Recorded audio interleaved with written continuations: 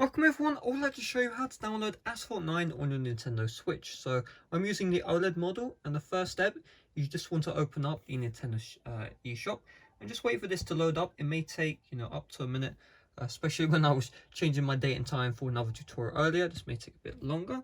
So we just want to tap on search and then find Asphalt. So Asphalt, and then you can see it will autofill Asphalt 9. Just tap on search. You may need to press the search button twice.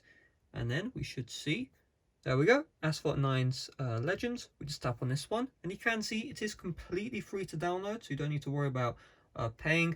Obviously, we don't need to go through the piracy route if it's free from the eShop. So we just tap on free download right here, and let's try that again. Seems like it glitched out there. And then we should be brought to the checkout page, free download, and then we should have, boom, there you go. Asphalt 9 Legends has been successfully downloaded.